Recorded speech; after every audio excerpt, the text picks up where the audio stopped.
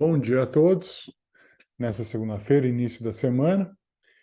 Então, nesse vídeo nós vamos falar um pouco sobre princípios do tratamento do TDAH em todas as idades, iniciando em crianças.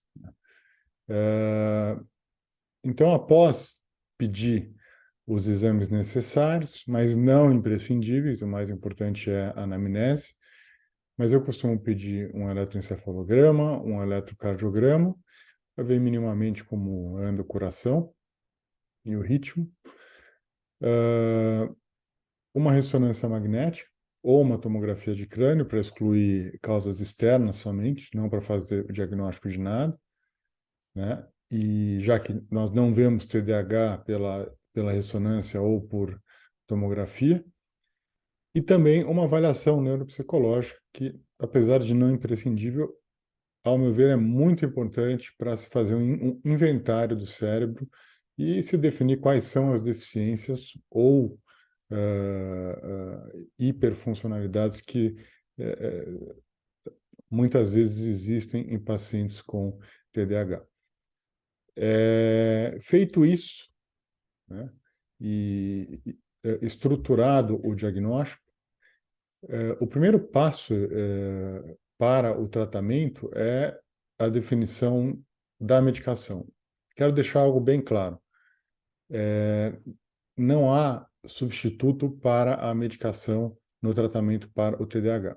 A medicação representa 80% daquilo que nós temos como melhora na terapêutica. Então, nós não podemos ficar sem a medicação. Então, por princípio, deve-se definir se vamos entrar com a medicação ou não.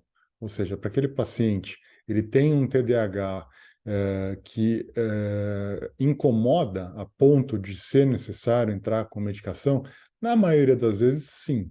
Tá? Mas isso é importante, vou dar um exemplo, porque a medicação inexoravelmente vai provocar mudanças, e são mudanças que vão não só fazer com que o paciente funcione melhor, mas que com o decorrer do tempo vai provocar mudanças nos relacionamentos que esse paciente estabeleceu ao longo da vida, né, que foram definidas pelo TDAH. Então, quanto mais velho o paciente, mais calcificadas estão essas relações. Deixa eu explicar melhor.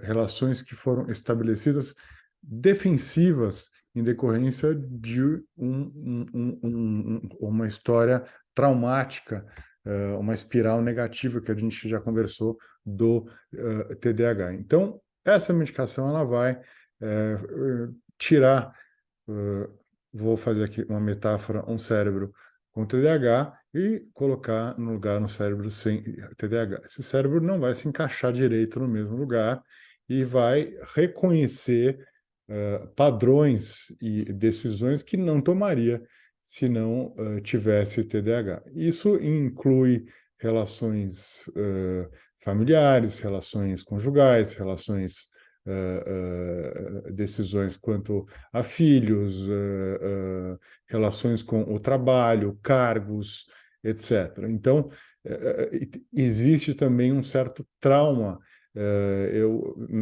que na grande maioria das vezes é um trauma benéfico para o paciente, mas um trauma que pode causar e causa mudanças significativas na vida de todo paciente que toma a medicação corretamente. Como eu disse, tem que tomar a medicação. O TDAH é uma doença orgânica, neuropsiquiátrica. Pense como o diabetes. Ao não tomar insulina, a glicemia vai subir.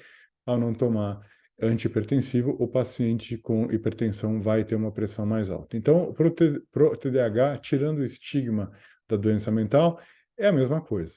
Tá? Precisa se tomar a medicação para que seja feito a terapêutica. Ah, mas e a terapia cognitivo-comportamental? Ótimo, pode ser acompanhado. E o controle ambiental também. E o estabelecimento de rotinas também. Tal. Mas isso representa apenas 20% do que a gente pode fazer, tá? Então, apesar de ser importante, é algo que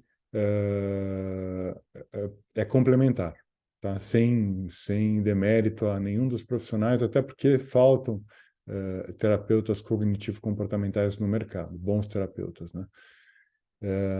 Bom, então é preciso questionar ao paciente se ele é maior de idade, se ele quer ou não tomar a medicação.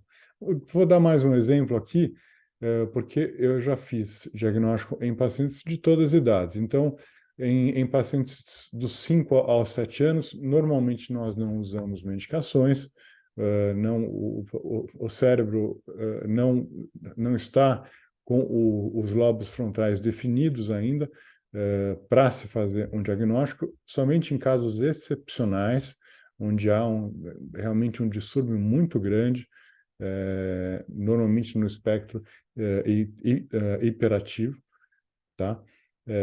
Nós definimos aí o uso de medicações. As medicações podem ser estimulantes ou não estimulantes, mas no Brasil, como não há não estimulantes, somente uma, que eu vou mencionar depois, o tratamento se resume a estimulantes, que são realmente os fármacos que fazem mais efeito, né? Mas aqui, voltando à escolha pelos pacientes, então, pacientes com 20, 25 anos tem uma escolha muito mais fácil de fazer porque tem relações menos calcificadas, né? Então, quanto mais velho o paciente, mais difícil é. Já tive pacientes com 60, 70 anos que foram diagnosticados com TDAH, claro, porque na época em que eram crianças, em que eram adultos jovens, não havia esse tipo de diagnóstico, ou se havia, as terapêuticas eram muito ruins, que escolheram não fazer o tratamento, tá? Apesar dos benefícios, porque realmente aquilo ia trazer um distúrbio muito grande na vida desses pacientes que eles não estavam dispostos a, a passar, né? A passar por esse caminho, né? Então, aqui eu consigo resumir os princípios antes de dar a medicação para TDAH. No próximo vídeo, nós iremos falar sobre as medicações disponíveis e o uso delas em cada faixa etária e as possíveis complicações em um terceiro vídeo final desse curso para leigos. Ok? Obrigado e até a semana que vem.